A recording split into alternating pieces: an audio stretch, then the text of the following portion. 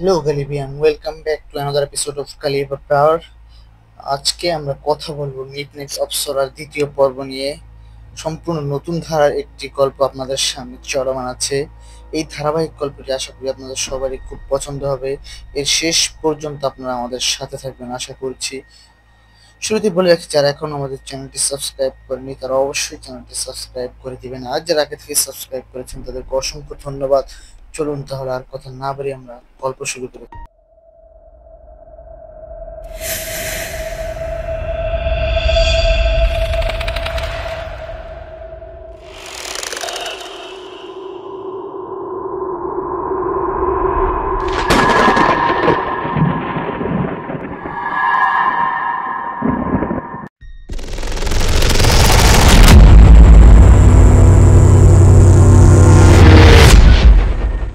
মোবাইলের রিং এর শব্দে জিদানের ঘুম ভাঙলো।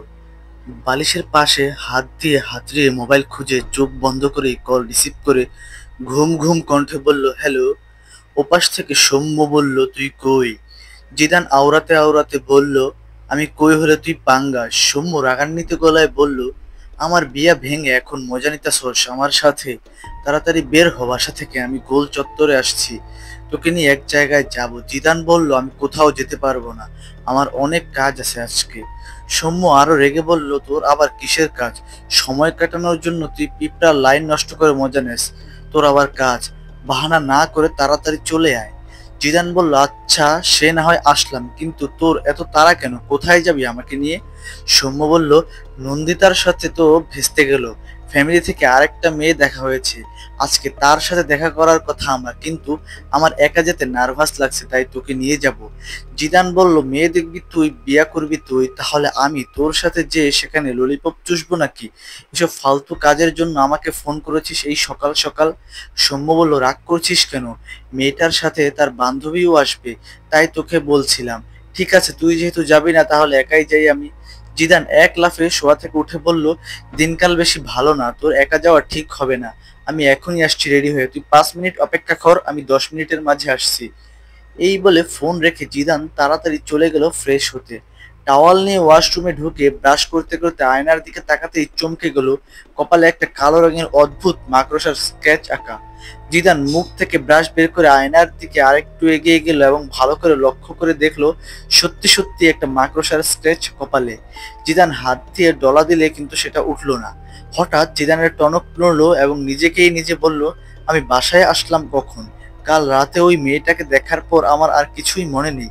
দৃশ্য চলে যায় গতকাল রাতে।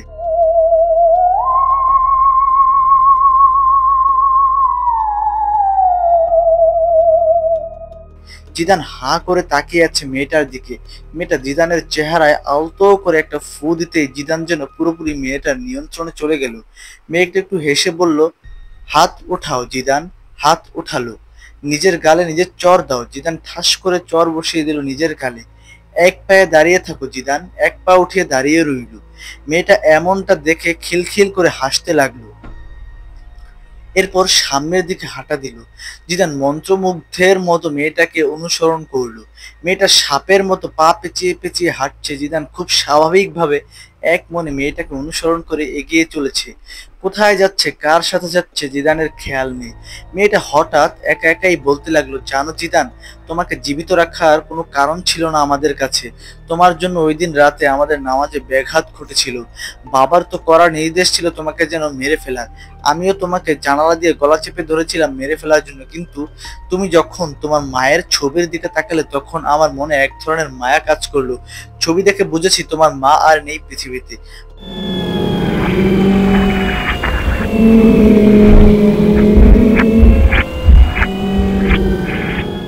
মা হারা এই ছেলেটাকে শেষ পর্যন্ত মারতে পারিনি, ছেড়ে দিয়ে চলে গেলাম। অবশ্য বাবার কাছে বকুনি শুনেছি এর জন্য, তবে বাবাকে বুঝিয়ে নিয়েছি, কিন্তু বাবা একটা শর্ত দিয়েছে, সেটা পূরণ করার জন্যই তোমাকে নিয়ে যাচ্ছি এখন। জিদান তখনও মন্ত্রমুগ্ধের মতো হেঁটে চলেছে মেয়েটার পেছনে। হাঁটতে হাঁটতে সেই পুরনো মসজিদের সামনে চলে আসলো। সেখান থেকে জিদানের রুমটাও দেখা যাচ্ছে। ল্যাম্পপোস্টের আলোটা নিভু নিভু করছে। মেয়েটা মসজিদের দিকে সামনে দাঁড়িয়ে পড়লো। জিদান মেয়েটার থেকে একটু দূরেই দাঁড়ালো এবং এক দৃষ্টিতে মেয়েটার দিকে তাকিয়ে রইল।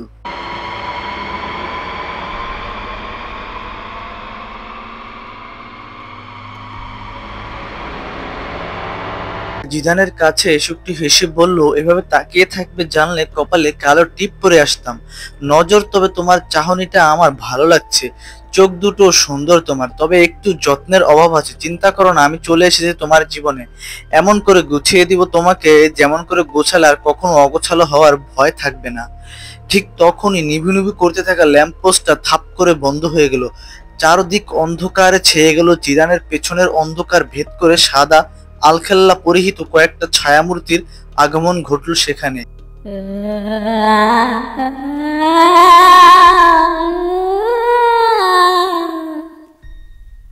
মেয়েটা মাথা নিচু করে হাত সামনে বেঁধে দাঁড়িয়ে বলল, আসসালামু আলাইকুম আব্বাজান। ছায়ামূর্তির মাঝে একজন গম্ভীর গলায় সালামের জবাব দিয়ে জিজ্ঞেস করলো, সে কি পারবে এটা করতে? তুমি খোঁজ নিয়েছিলে তার ব্যাপারে? মেয়েটা নরম কণ্ঠে বলল, জি আব্বাজান, আমি খোঁজ নিয়েছি। জানতে পেরেছি তার মা মালাইকা বেগম একজন কোরআন হাফেজা ছিলেন। উনি তার ছেলেকে ছোটবেলা থেকে কোরআন শিক্ষা দিয়েছেন। যতদিন তিনি বেঁচে ছিলেন ততদিন জিদান সঠিক পথেই ছিল। তবে মা মারা যাওয়ার পর জিদান পথভ্রষ্ট হয়ে যায়। তার বাবা এবং বড় বোন এই বাড়ি ছেড়ে অন্যত্র চলে যায় বাড়িটা পুরনো হওয়ার কারণে। কিন্তু জিদান তার মায়ের স্মৃতি জড়িয়ে থাকা বাড়ি ছেড়ে যায়নি, সে এখনো এখানেই রয়ে গিয়েছে। মেয়েটার বাবা বলল, ঠিক আছে, এটা যথেষ্ট। এখন চলো তাহলে মসজিদে। আমার শর্ত ছিল, সে আমাদের নামাজে ব্যাঘাত ঘটিয়েছে, এখন তার ইমামতিতে আমরা নামাজ পড়বো। যদি সে এটা না পারে তাহলে তাকে মেরে ফেলবো। এই বলে মেয়েটার বাবা সহ বাকি ছায়ামূর্তিগুলো মসজিদে প্রবেশ করলো। মেয়েটা জিদানের কাছে এসে বলল, আমি জানি তুমি পারবে, তোমার মাঝে এখনো আলো আছে, তুমি পুরোপুরি পথভ্রষ্ট হয়ে যাওনি, চলো এখন। এই বলে মেয়েটা জিদানকে নিয়ে পুকুর ঘাটে গেল এবং অজু করার হুকুম দিল। জিদান বাধ্য ছেলের মতো অজু করে নিল। তারপর আবার মেয়েটার সাথে হেঁটে গিয়ে মসজিদে প্রবেশ করলো। মসজিদের মাঝে বরাবর একটা আলোকিত পর্দা টাঙানো। জিদান পর্দা ভেদ করে সামনে গিয়ে ইমামের জায়নামাজে দাঁড়ালো। পেছনে মেয়েটার বাবা সহ বাকি ছায়ামূর্তিগুলো এক কাতারে সোজা হয়ে দাঁড়ালো। পর্দার আড়ালে ওই মেয়েটা দাঁড়ালো নামাজের আদলে। মসজিদে কোনো বাতি না জ্বললেও তাদের শরীরের নূরের আলোতে পুরো মসজিদ আলোকিত হয়ে আছে। সাথে রয়েছে মন মাতানো গান। যেটা নিজেও জানে না সে কোথায় আছে, কাদের সাথে আছে বা কি করছে। মেয়েটা বলেছিল নামাজের ইমামতি করতে হবে, সেই কথা মেনে জিদান আল্লাহু আকবার বলে নামাজে দাঁড়িয়ে গেল। পেছনের সবাই আল্লাহু আকবার বলে দাঁড়িয়ে গেল বুকে হাত বেঁধে। এই পর্যায়ে আমরা জিদানের কণ্ঠে মনোমুগ্ধকর তেলাওয়াত শুনতে পাই। পেছনে দাঁড়ানো মেয়েটার বাবার ঠোঁটের কোণে এক তৃপ্তির হাসি ফুটে ওঠে। মেয়েটার চেহারা দেখেও বোঝা যায় তার খুশির পরিমাণ। এর সাথে দৃশ্য ফিরে আসে বর্তমানে। জিদান এখনো ওয়াশরুমে কপালে থাকা ওই মাকড়সার স্কেচটা সাবান দিয়ে ডলছে, কিন্তু কিছুতেই উঠছে না সেটা। জিদান পেরেশান হয়ে ভাবতে লাগলো, তাহলে মেয়েটা কি আমার সাথে কিছু করেছে রাতের বেলা? কিন্তু মেয়েটা করবে কিভাবে? মেশিন তো আমার কাছে। ধুর, কি ভাবছি এসব! এই মাকড়সার দাগ নিয়ে এখন কিভাবে বাইরে যাব? এসব ভাবতে ভাবতে ফ্রেশ হয়ে ওয়াশরুম থেকে বের হয়ে রেডি হতে লাগলো। এর মাঝে আবার সৌম্যের কল এলো। জিদান কল রিসিভ করতেই সৌম্য চেঁচিয়ে বলল, এই তোর 5 মিনিট? আমি আধা ঘন্টা ধরে গোল চত্বরে দাঁড়িয়ে ভিটামিন ডি খেয়ে কালো জাম হয়ে যাচ্ছি, আর তোর খবর নেই। জিদান বলল, আমি কি করব বল? মরতে গিয়ে হাগা ধরে গেছে, তাই লেট হয়ে গেল। তুই 2 মিনিট ওয়েট কর, আমি 6 মিনিটের মধ্যে আসছি। এই বলে ফোন কেটে তাড়াহুড়ো করে রেডি হয়ে আয়নার সামনে দাঁড়িয়ে আরো কয়েকবার কপালে ঘষা দিয়ে স্কেচটা ওঠানোর ব্যর্থ চেষ্টা করে একটা কাপ মাথায় দিয়ে বের হয়ে গেল, যাতে স্কেচটা দেখা না যায়। জিদান বাসা তালা দিয়ে বের হয়ে যেতেই আমরা দেখতে পাই জিদানের অগোছালো রুমটা আপনা আপনি গুছিয়ে যাচ্ছে। কাঁথা বালিশগুলো সুন্দর করে ভাঁজ হয়ে এক জায়গায় রাখা হলো। বিছানার চাদর টান টান হয়ে পরিপাটি হয়ে গেল। এদিক ওদিক পড়ে থাকা ময়লাগুলো উড়ে গিয়ে জানালার দিয়ে বাইরে চলে গেল, যেন অদৃশ্য কেউ এই কাজগুলো করছিল।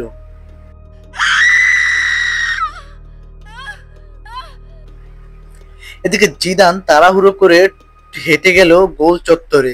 সেখানে গিয়ে দেখলো বেচারা সৌম্য এতিমের মতো বসে আছে। মেয়ে দেখতে যাবে বলে আলতা সোনু যা মেখেছিল ভিটামিন ডি এর প্রভাবে সেটা স্পষ্ট বোঝা যাচ্ছে এখন। ঘেমে পুরো শার্ট ভিজে গিয়েছে। জিদান পেছন থেকে গিয়ে একটু কাশি দিয়ে বলল, একটা সাবান এনে দেবো নাকি? গোসল করে ফেল এখানে। সৌম্য চমকে গিয়ে পেছনে তাকিয়ে বলল, এই তোর আসার সময় হলো? তোকে আসতে বলাই ভুল হয়েছে আমার, এর চেয়ে একাই চলে যেতাম।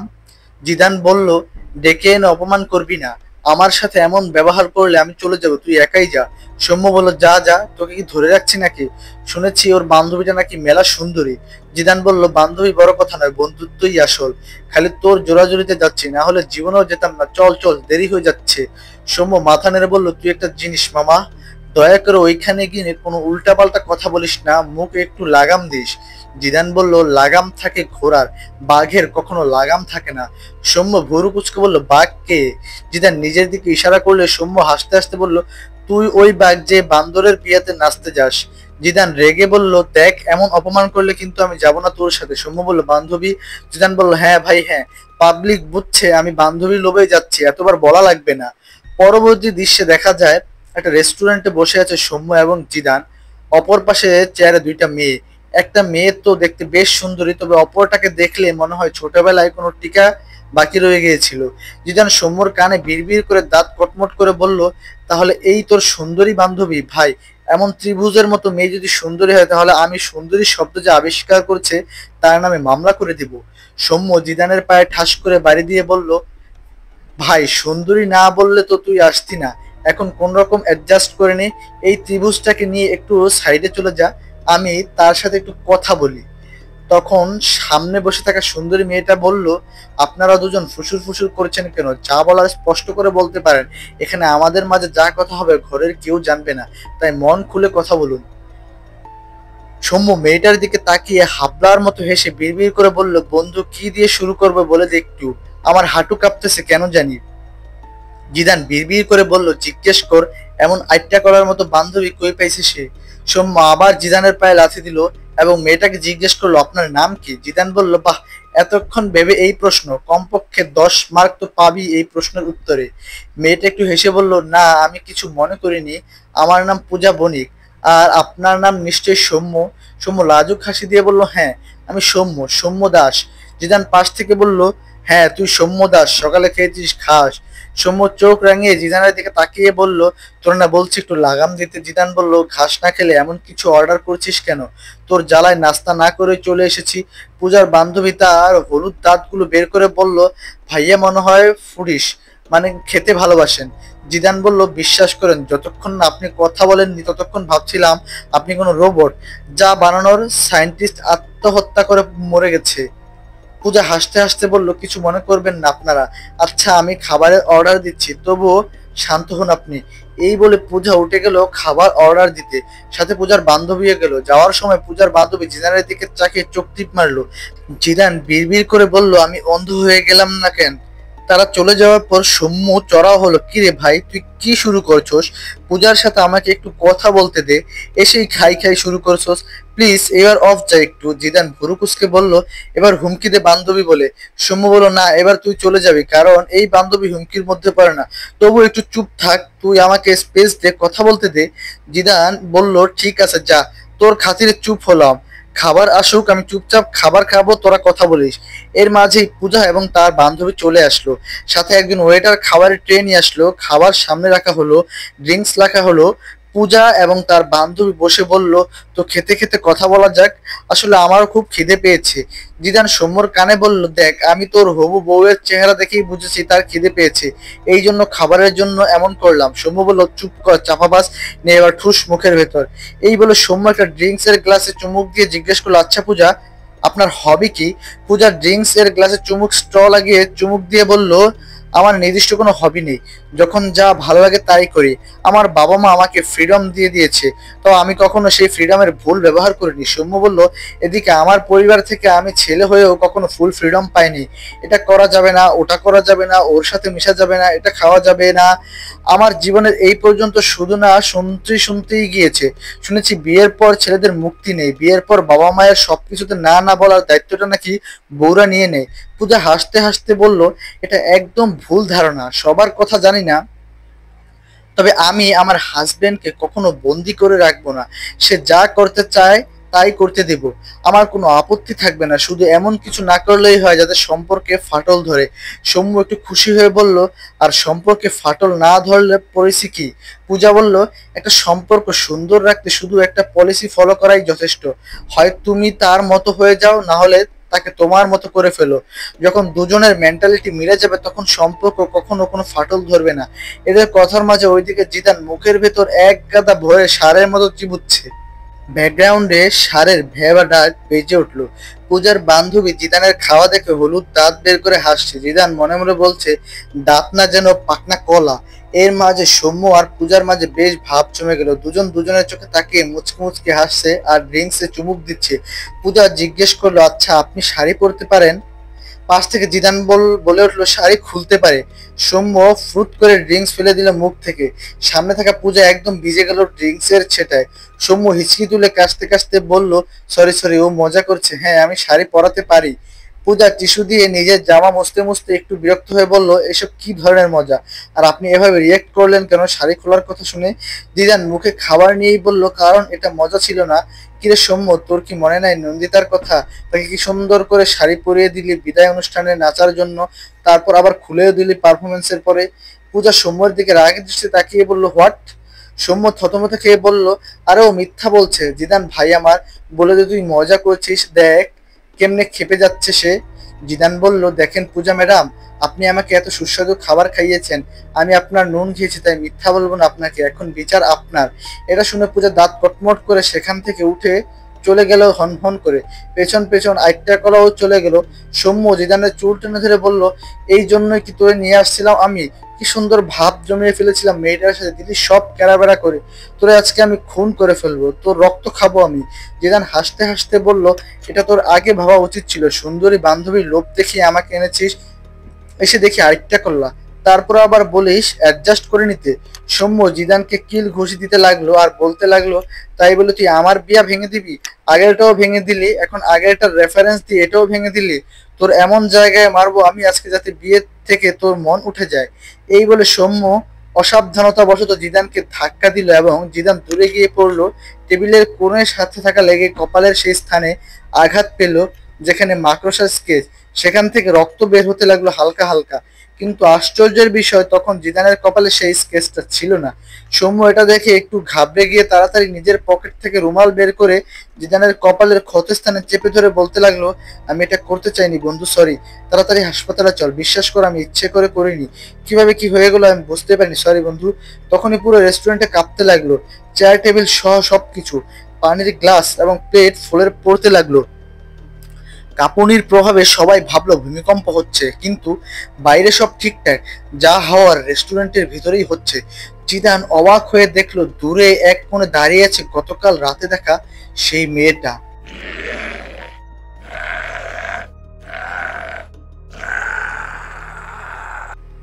তবে এবার তার মুখে হাসি নেই, জেগে উঠেছে প্রচন্ড রাগ। রাগে সৌম্যর দিকে তাকিয়ে আছে। জিদান আনমনে তাকে দেখে বলে উঠলো, অপ্সরা।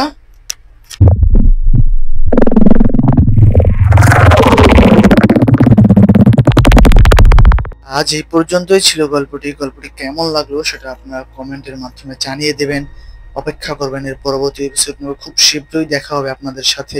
ততদিন পর্যন্ত ভালো থাকবেন, সুস্থ থাকবেন, ধন্যবাদ।